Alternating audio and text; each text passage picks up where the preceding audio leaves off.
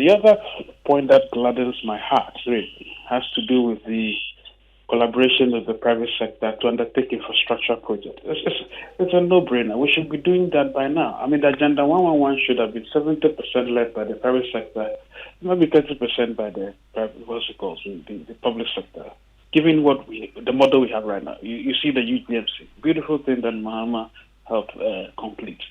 So it's important that we have that type of arrangement, but we need to know what the percentages are. It's not enough to say we'll do a collaboration, especially because of chronic capitalist arrangements that we have in this town. We all know what happens when government wants to say they want to outsource. There's something else he said, which I'll come to on the issue of outsourcing government work to private companies for leasing purposes. Well, someone who has studied procurement contracts, over 1,000 procurement contracts, I know perfectly how these things work. But let's not throw the baby with the bathwater.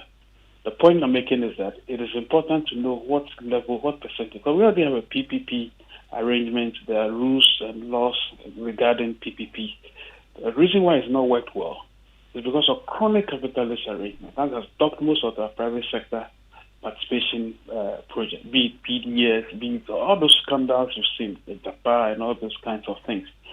Those are perfect chronic capitalist creations. So we don't want to hear that. We want to know exactly how you do it transparently and all of that. Tagged on to this is the issue of procurement, which is one of the biggest problems. In fact, it's the source of grand theft and corruption in this country. Procurement. You and I, we all know that, right? Now, I think he makes a point that because he wants to fight procurement, he probably has a two-front agenda. One, to ensure that a lot of whatever is needed in the country is first procured if there's availability in the country before we move on to somewhere else. Beautiful idea. There's nothing wrong with that. What we don't want is to have political credit at the same time getting into that space and making a mess of it. Look at school feeding. We all saw those problems. The second point related to this has to do with the fact that the procurement economy, I don't think can only be solved by trying to lease government services.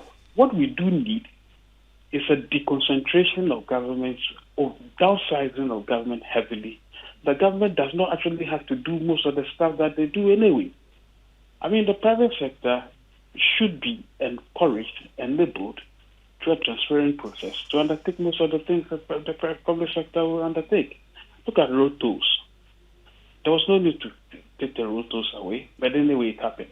So if the roads will be constructed, I don't see why 70% or 80% of that should not be done by private people, including you and myself. If we band together, go and put in a bid, construct road from Howard to Lulubi Kumasi, and then toll it maybe at 20 pesos per car or something like that. We could do all those kinds of things. And I think that's the way a center-right party like the NPP, well, they are not a center-right party these days. They are something else. They're diluted. I don't know whether sometimes they are socialist or sometimes even communist. But anyway, we expect that a center-right party would actually pay fidelity, homage to these very basic principles of what the ideals are. And I think that on the question of the private sector, he has all the markings on the wall. Exactly what is left now is how you translate that into real achievable targets. Of course, he needs to give us targets.